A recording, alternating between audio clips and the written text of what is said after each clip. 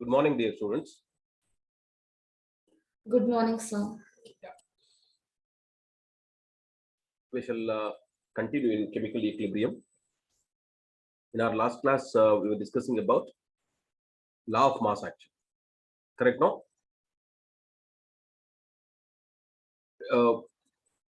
Did I start law of mass action or yet to start? I started. I just started, correct. Law of mass action was proposed by Guldberg and Veitch. So this is just gives the relation between rate of a chemical reaction and concentration of reactions. The law says the rate of a reaction is proportional to the product of active masses or molar concentrations of the reactants. Each term rise to the power equal to its stoichiometric coefficient as represented by the balanced chemical equation. So for a reaction of the type AA plus BB giving rise to CC plus DD, according to law of mass action, you can always write rate proportional to rate of forward reaction, rate of backward reaction. There are two things, right? So rate of forward reaction is equal to Kf into A par A, B par B. Similarly, rate of backward reaction is equal to Kb into C par C and D par D. So Kf and Kb are rate constants of forward and backward reactions respectively. What actually happens at equilibrium, rate of forward reaction will be equal to exactly rate of backward reaction. So if we equate both, you will get an expression that I have written there. So Kc we get actually when you equate these two on the left hand and right hand side. So it becomes Kf by Kb once.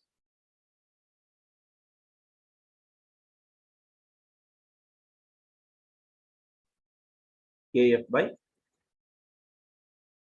Kb is equal to C par C, D par D divided by A par A and B par.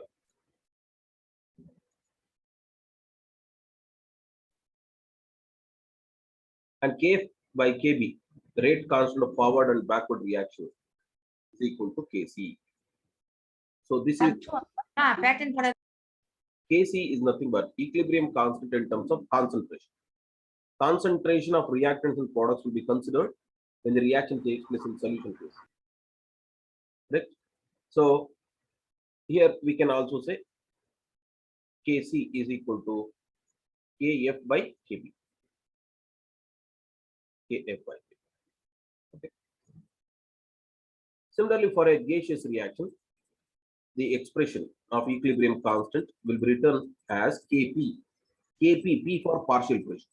Because when the reaction takes place in gaseous phase, we will not be able to consider molar concentrations. Instead, we consider partial pressures of each substance in the mixture. So this is for gaseous phase reactions. Okay. So there is a relation between Kc and Kp. I think till then we have done in the last class Kc and Kp expression. Okay. So we shall write some of the examples for Kc and Kp expression. For example, N2 plus 3H2 giving 2NH3. How do you write Kc for that? So numerator should be molar concentration of product. There is only one product here. If there were to be more than one product, you would have taken product of both the products. So here Na3 square divided by N2 into H2 cube. Same for the same reaction if it takes place in gaseous phase. How do you write Kp? So partial pressure of ammonia square by partial pressure of N2 into partial pressure of H2 cube.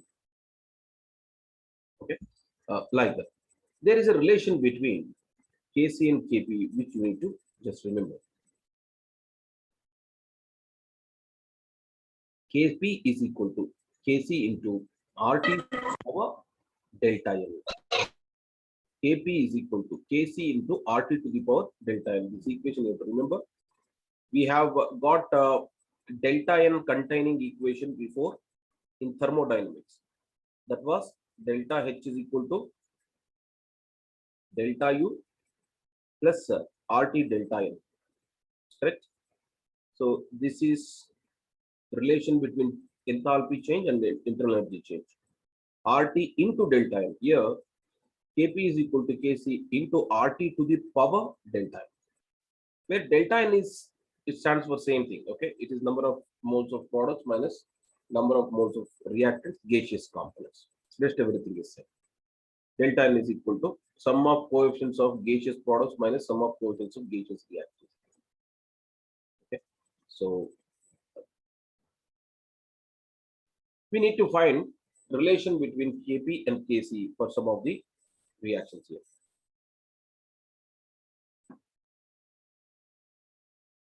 Like for example, the first equation 2NO2 giving rise to N2O4. Here, the relation between Kp and Kc is Kp is equal to Kc into RT to the power minus 1 it becomes. Why it is so? Because delta N is Np minus Nr. How many moles of gaseous products are there? 1 mole. How many moles of gaseous reactant? 2 mole. So 1 minus 2 minus 1. So power becomes 1 minus 1. So or you can also say Kc is equal to Kp into RT because RT goes to denominator cross multiply. So in that case, Kc becomes equal to Kp into RT for this particular equation. Then for decomposition of hydrogen or formation of hydrogen, you can say anything.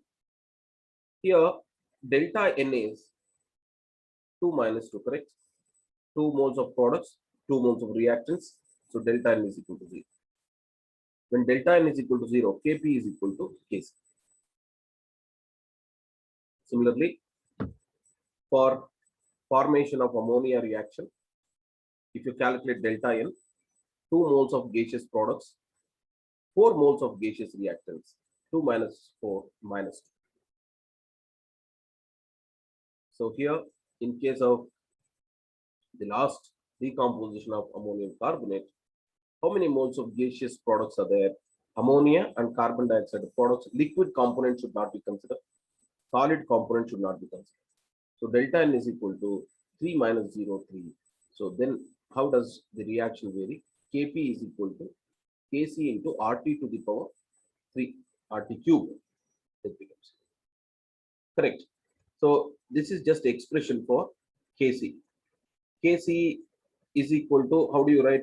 NH3 square CO2 gas into H2O divided by ammonium carbonate. So here H2O is a solvent here. Its concentration is taken as unity, and ammonium carbonate is a solid. Ammonium carbonate doesn't have any dissolution in this solution, therefore it is solid component.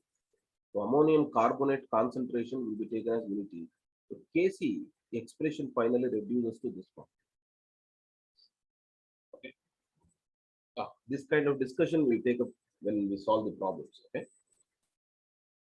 So this is how we find the relation between Kp and Kc. Sometimes they'll ask you whether Kp is greater than Kc or less than Kc or equal to Kc like that. So whenever you can see here, Kp is equal to Kc divided by RT equals. It means Kp is less than Kc. Wherever Np is less than Nr, you can there see Kp less than Kc. If Np is equal to Nr, number of moles of gaseous product is equal to reactants, then Kp is equal to Kc. Okay. Come to the last case. Here, Np is greater than Nr. So Kp is greater than Kc. So directly you can say one thing in any reaction. If number of moles of gaseous products is greater than number of moles of gaseous reactants, then what we can conclude? Kp for that reaction will be greater than Kc.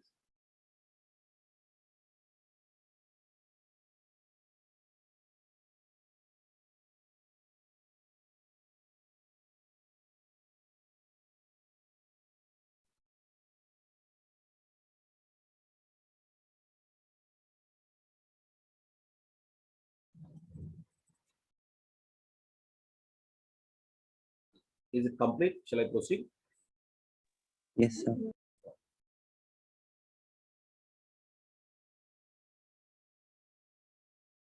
There is some concept called as reaction quotient. Now we have written equilibrium constant. We have understood what is equilibrium, all those things. What is this reaction quotient? See, for a reaction not at equilibrium. Now let's say we have started a reversible reaction. A reversible reaction slowly move towards equilibrium and attain. What do you mean by attaining equilibrium? Becoming rate of forward reaction equal to rate of backward reaction. That is what equilibrium position is. So rate of for a reaction which is not at equilibrium means which is just a reversible reaction, which is yet to attain equilibrium. Okay, for such reaction, K equilibrium expression, same expression becomes QC, that is reaction quotient. That is the symbol for the reaction quotient. QC is the symbol for reaction quotient.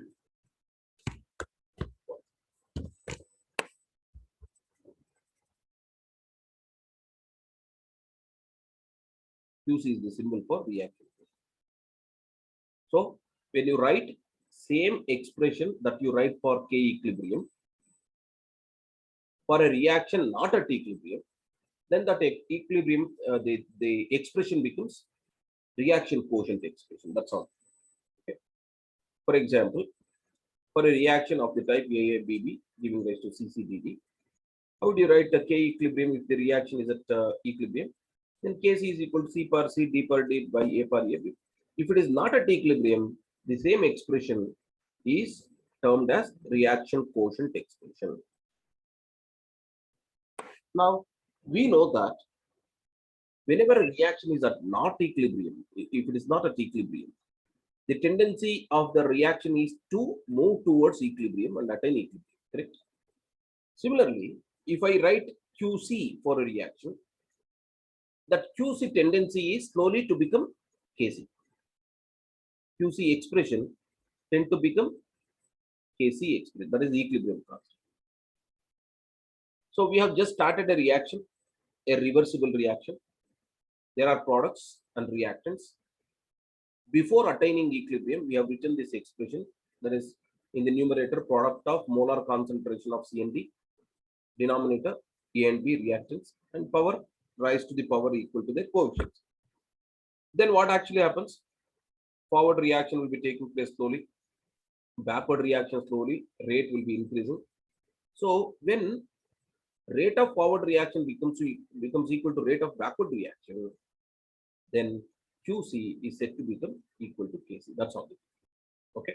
So one difference between KC and QC is KC means equilibrium constant at equilibrium of a reversible reaction. QC means same expression written for the reaction when the reaction is not at equilibrium.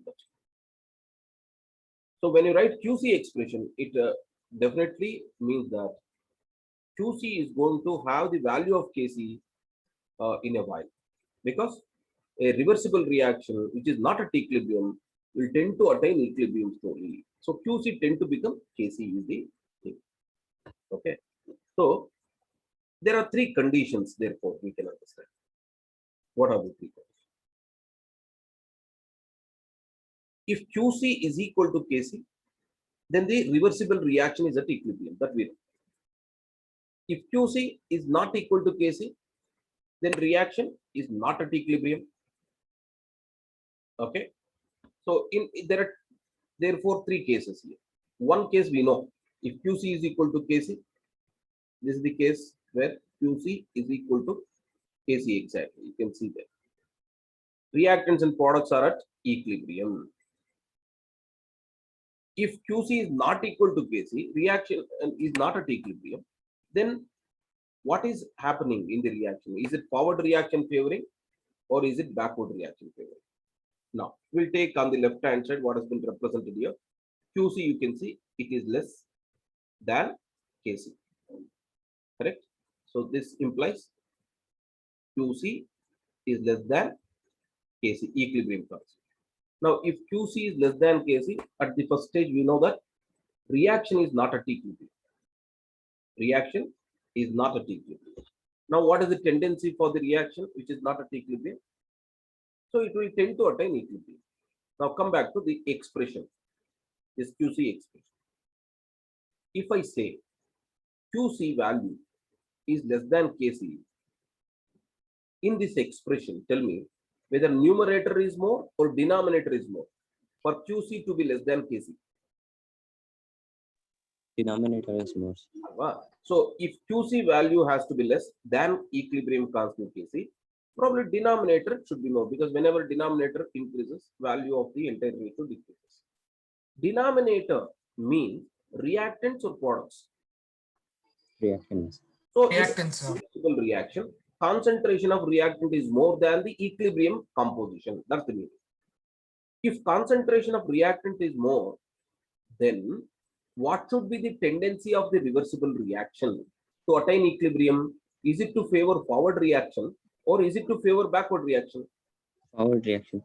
Because if concentration of denominator components is more, it means concentration of reactants is more. So to attain equilibrium, concentration of products also should increase.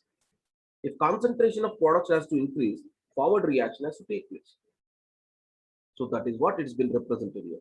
In any case, in a reversible reaction, if QC is less than Kc, then reactants tend to become product. Reactants become products. Till when? Till equilibrium composition is attained. Meaning, till QC become equal to Kc.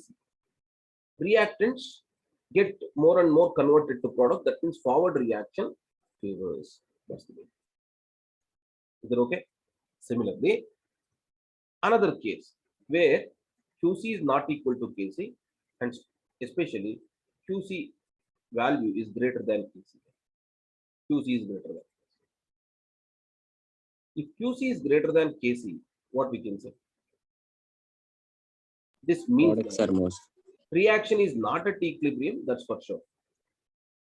If QC is greater than Kc, it should be because numerator is more. Numerator of the QC expression is nothing but the product concentration. So product concentration C and D is more than the equilibrium composition. So to attain equilibrium, this concentration of products has to decrease and concentration of reactants has to increase. If product concentration has to decrease and reactant concentration has to increase, forward reaction has to take place or backward reaction? Backward reaction. Backward. Means products have to get converted to reactants. So that is what it happens here. It's been represented here. In any case, in a reversible reaction, if QC value is greater than Kc, products gets converted to reactants till equilibrium composition is attained, meaning till QC becomes equal to Kc ratio. Okay, so they'll ask you this kind of questions. So I'll just repeat this. A reversible reaction started, slowly tend to attain equilibrium. At equilibrium, if you write product of molar concentration of products to the product of molar concentration of reactant, that is called equilibrium constant Kc.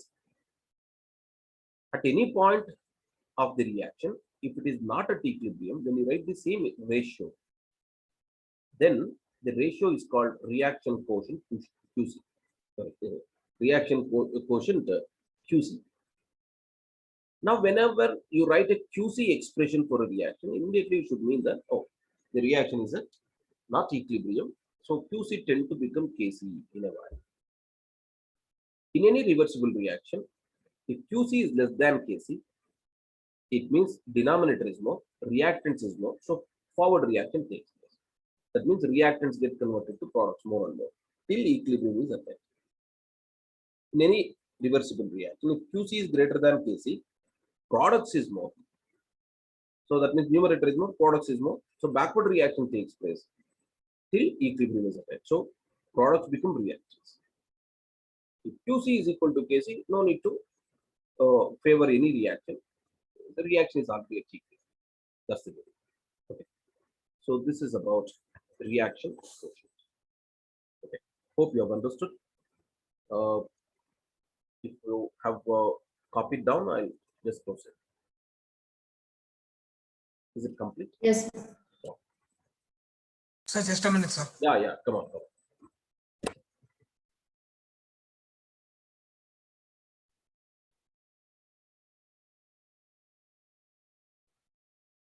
Thank you, sir.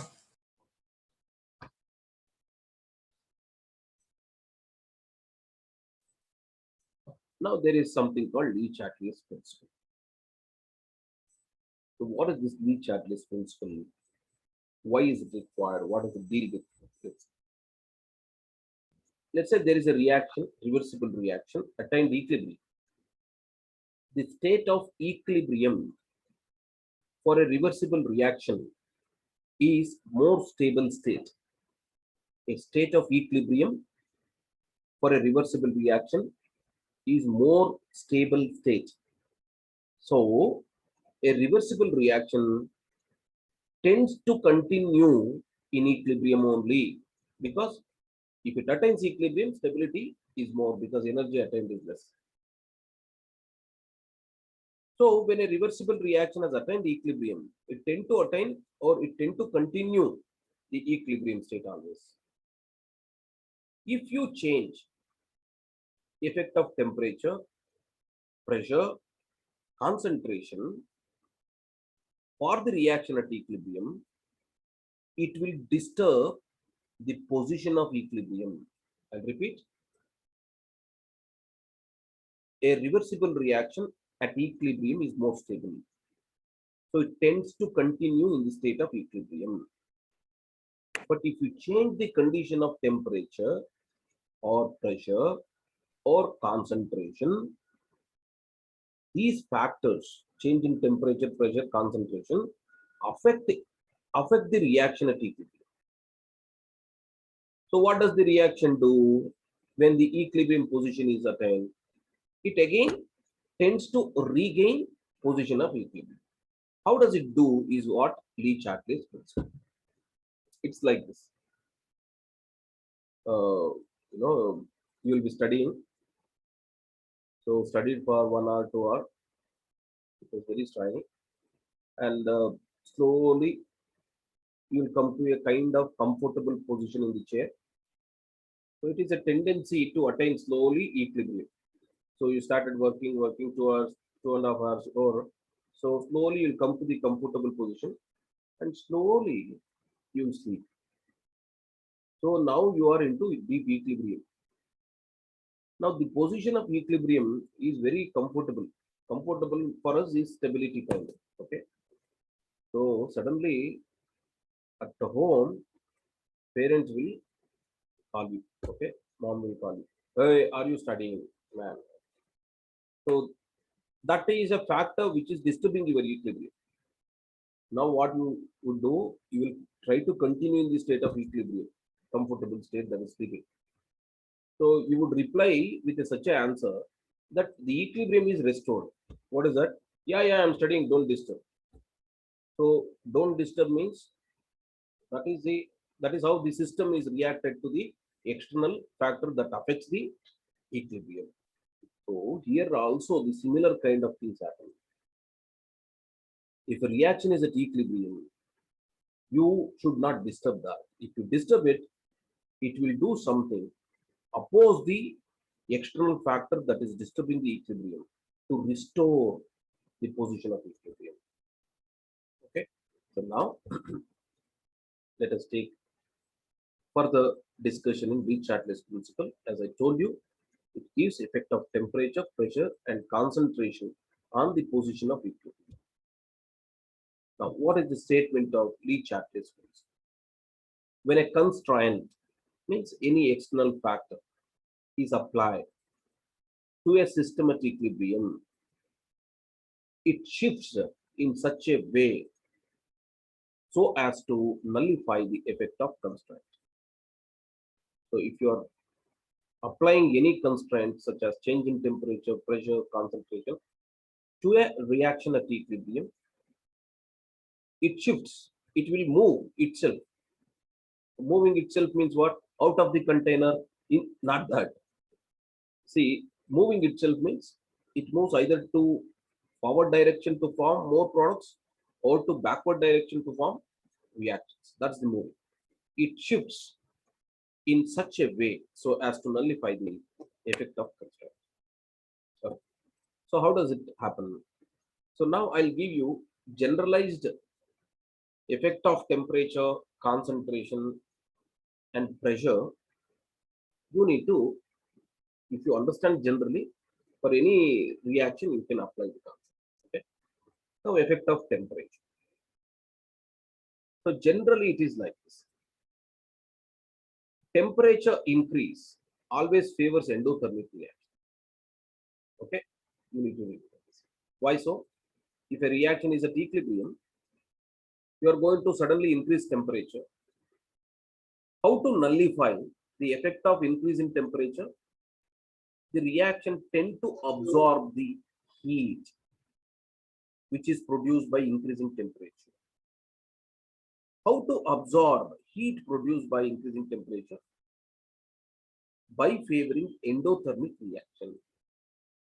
Because endothermic reactions are those which proceed by absorbing heat.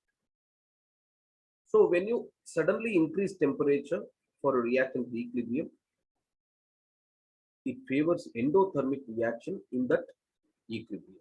Maybe it is forward or backward. But endothermic reaction will be favored. Okay. Similarly, if temperature is decreased for the reaction to equilibrium, what happens? Decrease in temperature is like a effect of constraint or external factor which is affecting position of equilibrium. Then the system tend to nullify the effect of temperature that is decreased by producing more and more heat. How to produce more and more heat? By favoring a reaction which produces heat. Which is the nature of reaction that produces heat? That is exothermic reaction. It is very similar to human behavior, right? So we are if suddenly temperature decreases when we are at home, suddenly if temperature decreases, we put a heater, we rub our hands, correct? No? So why do we do that? So that is to enhance the temperature or nullify the effect of decrease in temperature. We wear, sweaters or something. Now temperature when suddenly increases when we are at home, we'll switch on the AC or switch on fan at least. So that is to decrease the effect of heat produced by increasing temperature. The same thing happens in a chemical reaction at equilibrium. So two things you need to note. This is applicable for all the reactions at equilibrium. Temperature increase favors endothermic. Temperature decrease favors exothermic reaction. Now effect of pressure. So when it comes to effect of pressure, when pressure increases, reaction will be driven in a direction towards decrease in volume. Decrease in volume can happen when number of moles decreases. When number of moles decreases, volume decreases. That's pretty simple, right? So in a reaction, you increase the pressure at equilibrium. The equilibrium will be shifted in a direction where number of moles decreases. Basically, volume has to decrease. Volume decrease has to decrease means number of moles has to decrease. So increase pressure, the reaction moves towards decrease in number of moles. On the other side, if pressure is decreased, reaction will be driven towards the increase in number of moles because volume has to increase. Okay, so increase pressure, reaction move towards decrease in number of moles. Decrease pressure, reaction is driven in the direction of increase in number of moles. Next, effect of concentration. Now, what do you mean by effect of concentration here?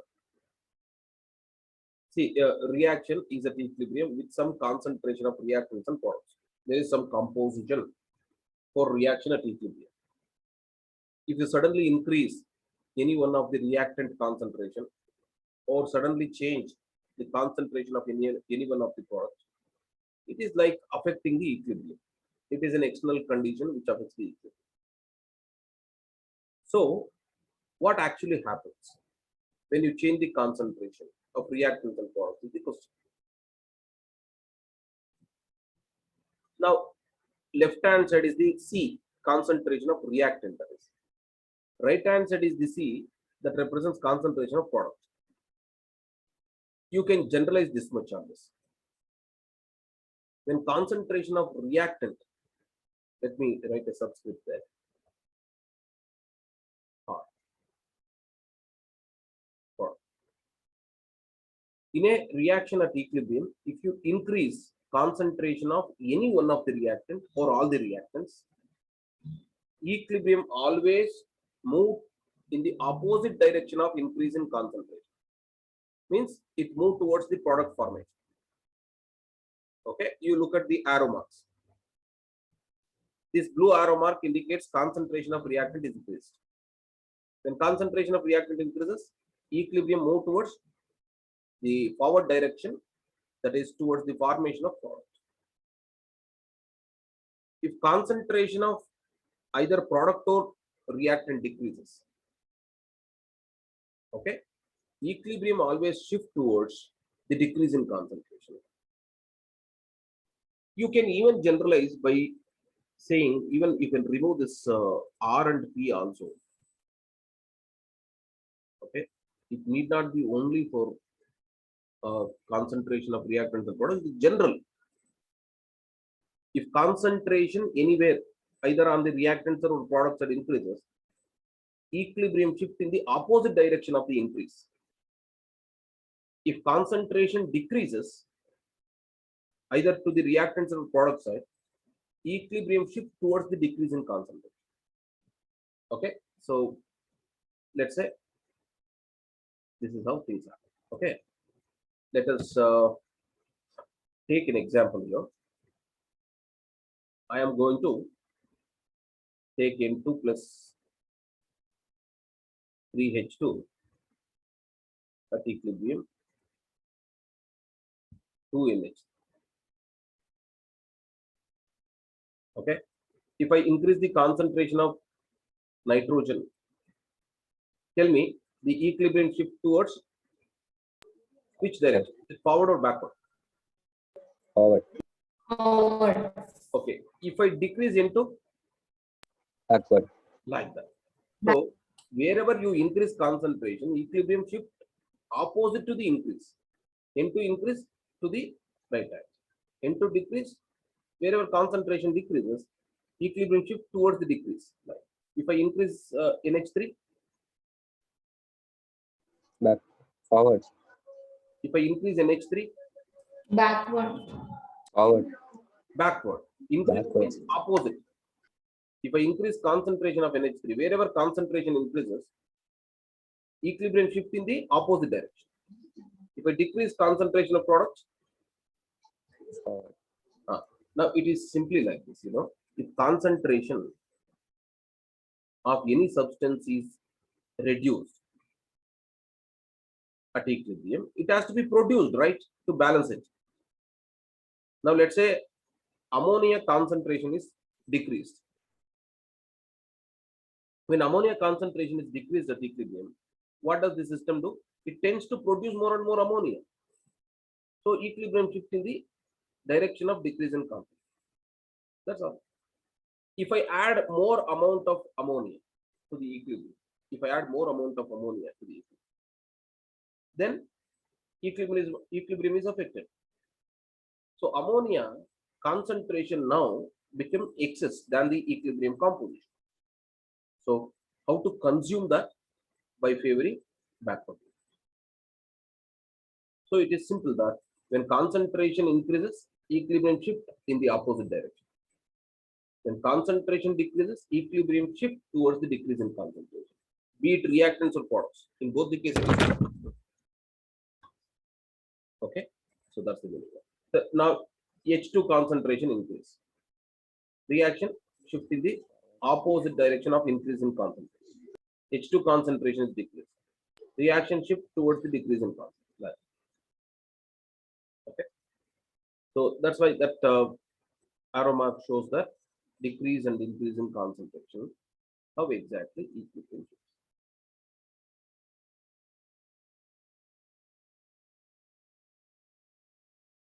So if concentration increases for reactant or product, anyone, equilibrium moves in the opposite direction of concentration increase. If concentration of reactant or product decreases, equilibrium shift towards the decrease in concentration of reactant or product. Okay.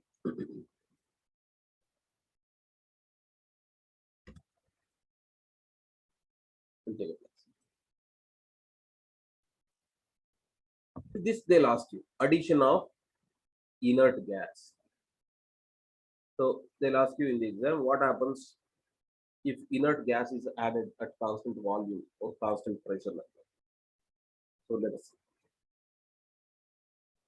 When inert gas is introduced for the reaction at equilibrium at constant volume,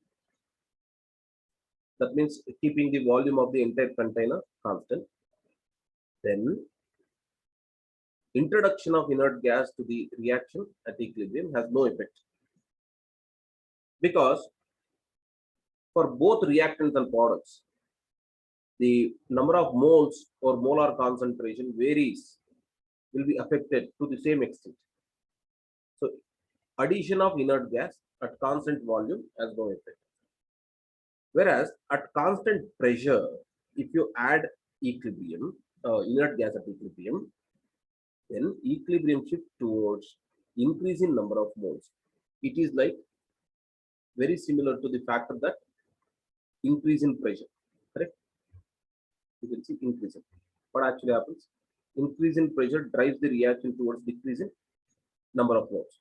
Sorry, there is a decrease in pressure. This is similar to decrease in pressure. Same thing happens here. What happens? Pressure decreases when drives the reaction towards increase in number of moles. Like that, at constant pressure, if you introduce an inert gas means noble gas which is non-reactive, equilibrium shift towards increase in number of moles, because if you add an inert gas at constant pressure, volume generally increases. Volume increases means reaction move towards increase in number of moles. So the correlation is between the add inert gas at equilibrium, it is similar to pressure decrease. Okay. Just remember that. Okay. Just now I have taken this. We shall discuss again with all the factors. So N2 plus 3H2 N2 and H3.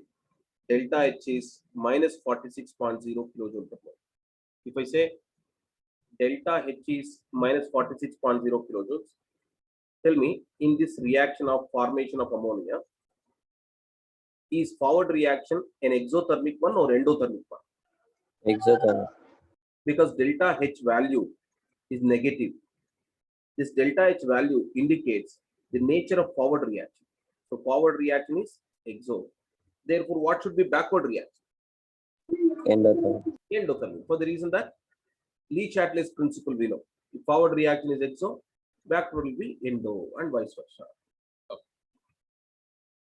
Now, tell me, for high yield of ammonia, they'll ask you this kind of questions. In order to get more yield of ammonia, what should be temperature condition? What should be pressure? What should be concentration of reactant product? So tell me, I want to get more yield of ammonia. I am synthesizing ammonia industrially. If I am going to synthesize anything industrially, I want more yield of the product for better profitability, right? So what are the conditions of temperature, pressure, concentration of reactant product to get more yield of ammonia is the question. So for high yield of ammonia, what should be temperature? Low or high? Low, sir. Low. Low. Why? The exothermic favors at low temperature. Exactly. Because forward reaction where ammonia is being formed is exothermic. So exothermic reactions are favored always at low temperature.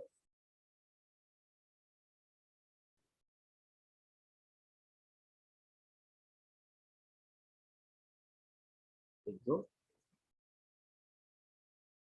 Based on delta H value, we have decided forward reaction is exo and backward reaction is F.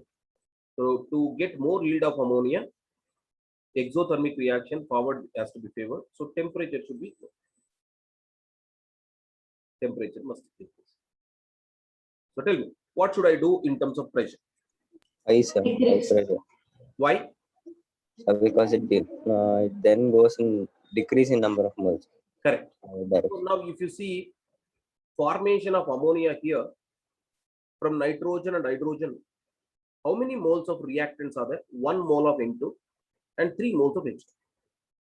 So totally 4 moles of reactants are there. And how many moles of products? 2 moles of product ammonia is there. When 4 moles of reactants become 2 moles of products, number of moles decreases. 4 to 2, number of moles decreases.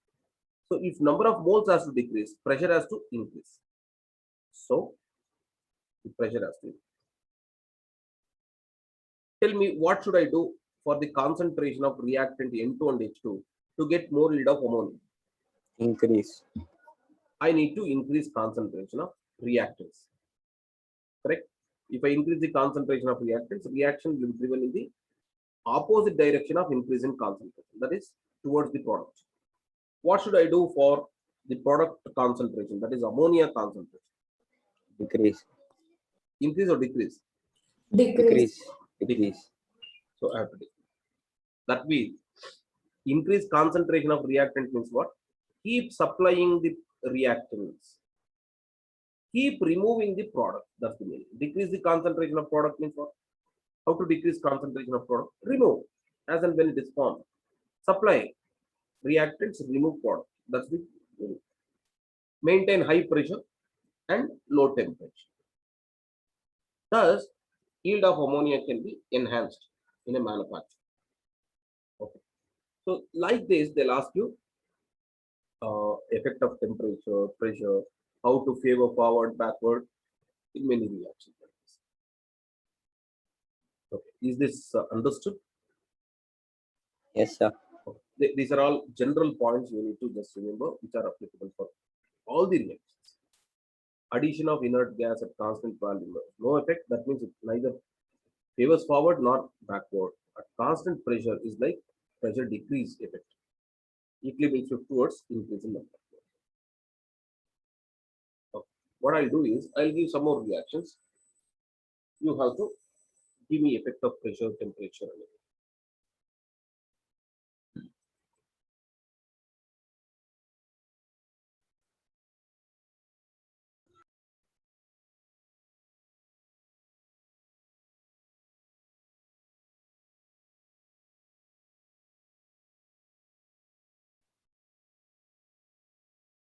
Now, can you guess whether the forward reaction is exothermic or backward reaction is exothermic?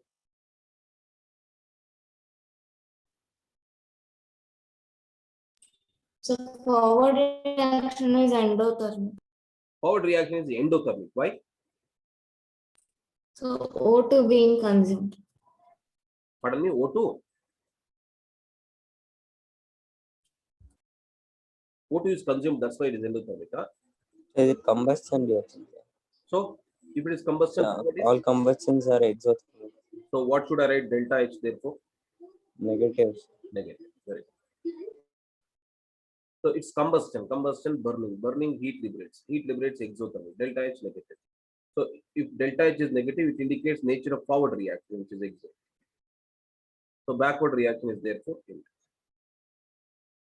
Now, my question is like this.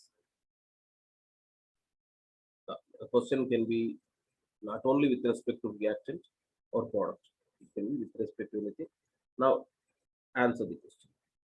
I want to decompose SO3 more.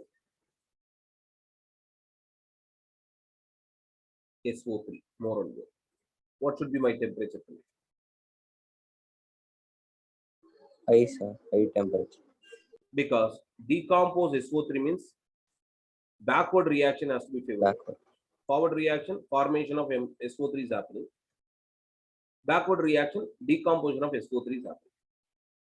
I want to decompose SO3 more means we need to favor backward, which is endothermic. Endothermic reactions are favored at high temperature.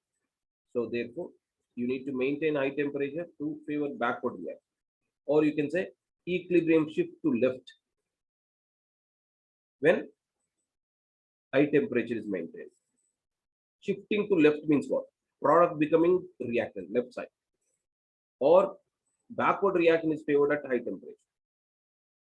Or decomposition of SO3 takes place at high temperature. Anything. Okay. Now, I want to form more SO3. What should be pressure condition? High pressure, Sure. Why? because decrease in number of moles. Same as ammonia, it is high pressure. I want to favor backward reaction. BRI, backward reaction. What should be the concentration of SO3? Ice, Okay.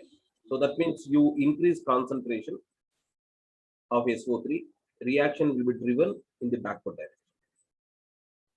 Okay. I want to shift equilibrium of this reaction to the right. Okay, I want to shift the equilibrium to right. What should be the concentration of O2? moles, Moles. high, That means you add more and more O2 forward reaction. Okay, I want to shift equilibrium left. What should be concentration of SO2? High. loss, Left. loss, Correct. No, if equilibrium concentration of O2 increases, if equilibrium shift to right, I want equilibrium to be left. SO2 is a reactant, so concentration must be. I'll repeat, if this concentration is confusing you, is it confusing? Should I repeat the explanation? So can I repeat for pressure? Increase in pressure simply drives the reaction in the decrease in number of moles.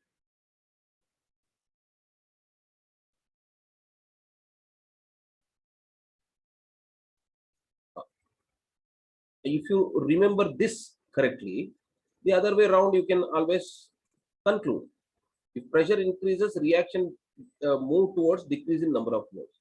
If pressure decreases, reaction move towards increase in number of moles. That's it. You just remember this. Other one you can always correlate. If pressure increases, reaction will be moving towards decrease in number of moles. Now, where is more number of moles in the reaction? 2 plus 1, 3 moles on the reaction side totally. 2 moles on the product side. So increased pressure means reaction will be driven towards decrease in number of moles. Which direction it goes? 3 to 2 it goes. Similarly, pressure decrease means reaction will be driven towards increase in number of moles. Okay. You decrease the pressure of the reaction. Increase in number of moles means 2 to 3 it has to be done. So backward reaction takes place, or you can say decomposition of SO3 takes place, or you can say equilibrium to shift towards left. Is that okay? Yes. Now concentration. It is always like this, if I add more and more SO3, concentration of SO3 increases. If concentration of SO3 increases than the equilibrium composition, what does the reaction do? It tries to consume that. How does it consume increase in concentration of SO3? By favoring the reaction where it can be consumed, it can be used. So forward reaction is the one where SO2 concentration decreases. So if you increase SO2 concentration at equilibrium, forward reaction takes place to consume that. Similarly, if I increase concentration of O2, which reaction takes place? Forward. If I increase concentration of SO3, the reaction Back. consume that. If I increase concentration of SO3 than equilibrium, the reaction has to consume that SO3. How to consume that SO3? Backward reaction. That's simple. If I decrease concentration of SO3 than equilibrium, now reaction tries to compensate that effect by producing that. How to produce SO3? Forward or backward? Forward. Forward.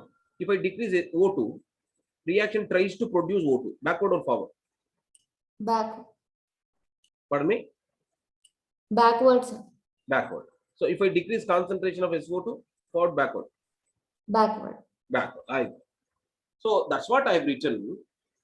In a reaction at equilibrium, wherever concentration increases, reaction goes in the opposite direction to shift.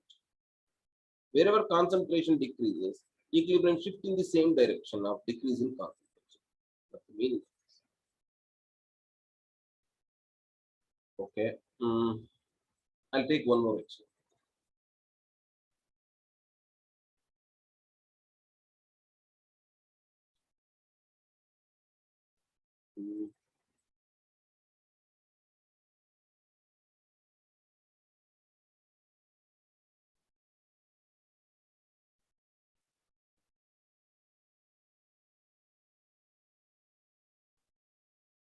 This is formation of HI. Delta H is negative. Okay. So decide what is the nature of forward reaction now. Exothermic. Exothermic. Backward. Endo. Endothermic. I want to get more of HI. So tell me what should be pressure.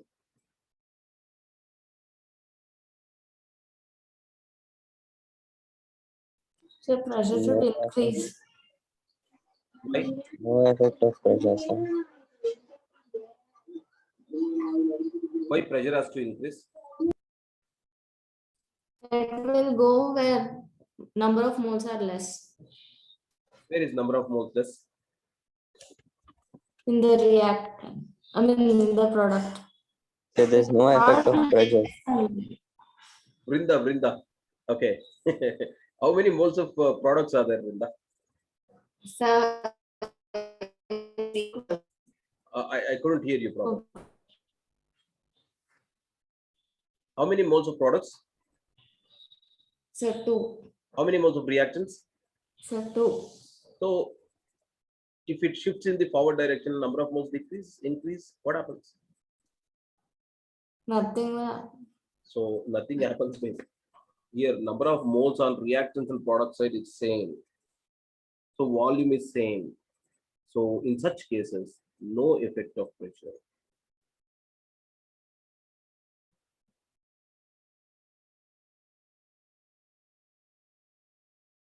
No effect of pressure. That means you can't get more yield of HI by either increasing or decreasing pressure. There is no effect of pressure. Then you have to play with only concentration of reactants products and temperature. What should be temperature to get more yield? Low temperature. Low temperature because exothermic is there. Now tell me, what should I do for HI concentration to get more yield?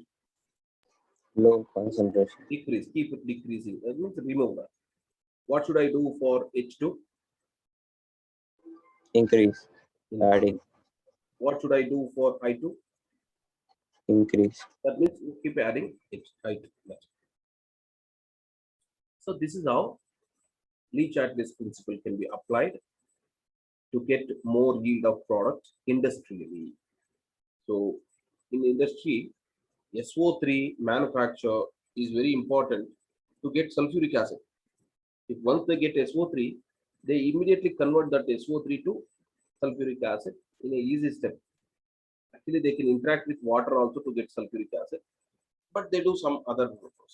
So getting SO3 industrial is very important. How to get SO3, more yield of SO3 industrially, maintain low temperature, maintain high pressure, and keep removing SO3, keep adding reactors. That's how. Okay. So this Sir, if we increase the pressure of SO3, even that time it will shift towards the lower moles. That will be like, right? increase in, come again. Increase the pressure of the product, sir. You can't do like pressure of product alone can't be done because both are there in the reaction mixture. Sir, no, sir. Once it forms, then afterwards we can like increase its pressure, no, sir. No man, there is a reaction container. All the reactants and products will be there in the container. You have to increase the pressure or decrease the pressure of container. No? Sir, I thought reaction in product will be different. container. So you thought like this. This is reactant. This is product. There is a connector in between. That is the way you Sir, thought. they synthesize it like something. No, sir, I thought different. It can't be like that, man. Huh? So reactants react to give product immediately. No, there only. So that's fine. Sometimes imaginations go like that. So you thought the equilibrium symbol is a connector. Okay. Let me take one more. Just pinch your interest. Okay. Fourth one. N2 plus O2 given rise to 2N. Can you tell me, is it exothermic or endothermic? Exothermic Because, combustion. I'm sorry, this is endothermic. Because it is not a complete combustion. Okay, when the reaction is a complete combustion reaction, then finally it is exothermic. N2 can become NO2 upon complete combustion. NO is an intermediate product.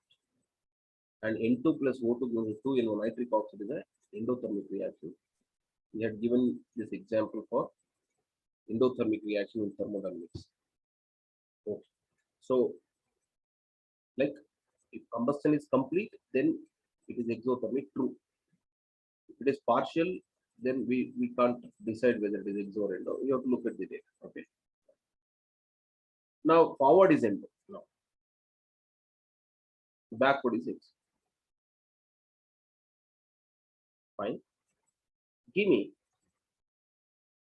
concentration of NO. What should be done to get more yield of NO? Decrease. Decrease. What should I do for temperature to get more yield of NO? Increase. Because it is endothermic, increase. What should be effect of pressure to get more yield of NO? No effect of pressure. No effects. No. So that's okay. So fine. This is about Lee-Chatelier's principle.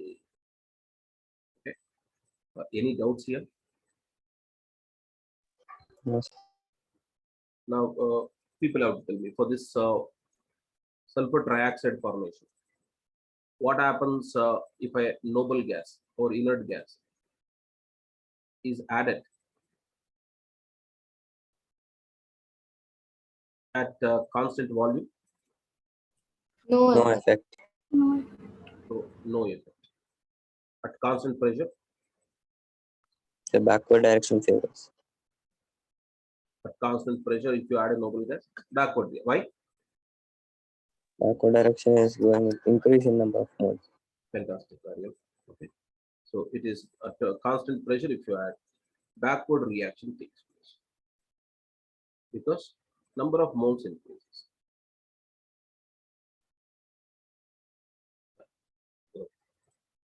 Yes, this is about Lee-Chatelier's principle. Okay. Now we need to take up now numericals to be solved on Kc, Kp, all these things. Okay, so they are the problems generally people feel little tough when it comes to solving Kc, Kp. Okay, if you have any doubt to be cleared, you can ask me. I can explain the concept of Lee Chatter's principle where it is required. Otherwise, I shall proceed. Any doubt? No, sir. Okay.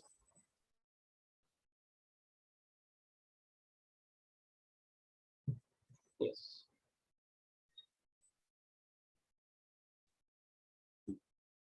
Now, as I told you, I need to give numericals on this equilibrium chapter. After the numericals, we will go to second part of the equilibrium. The second part of equilibrium is ionic equilibrium. Ionic equilibrium, the equilibrium between dissociated ions and undissociated molecules. So equilibrium between the same molecules and its ions. That is ionic equilibrium. There is a whole lot of things to understand, learn under ionic equilibrium. Important concepts like pH, pOH, buffer solutions, all these things are there. Now, shall we take numericals today or tomorrow or next class? What is the time? Exactly. So, what was the happy news for you from the government? Exams are cancelled. So, you have to do first year PUC again, correct? No? You all have to write 1 year more exam. So, since exam was cancelled, you have to take admission again back from first year. Correct? No? No, sir, we are prompted to second PUC. Oh my God. So, somebody was telling the credibility for cancellation of examination. Xi Jinping, the Pitamaha of exam cancellation. So, yes, numericals we shall solve in the next class itself. Now, we'll stop at this. Continue for the next. Thank you. Thank you, sir. Thank you, sir. Thank you, sir. Sir, Yeah, tell me. so what is the oxidation state of carbon? Carbon in what? Carbon in which substance? 1 second. No. Carbon itself, if you ask you, it is elemental, zero, that's all. Oxidation state of simply carbon means pure element, elements zero. So something Cr C6H6 thrice something. Cr. C6H6 whole bracket thrice. I think so. This was it. This is this. So can't they be- have asked for the oxidation state of chromium. So we don't know what is the oxidation state for carbon. So how to calculate? Now, first of all, give me the correct product because C6H6 as a molecule, it can't combine with the chromium. This compound is not possible, basically. Because molecule cannot combine with atom to make this kind of thing. There can be a possibility that phenyl anion C6H5 thrice Cr could be there. Okay, So 1 second, I'll check. C6H5 -1 is possible. Then chromium is +3. That's all. This entire C6H5, if it is there written as C6H5 thrice, then chromium is +3.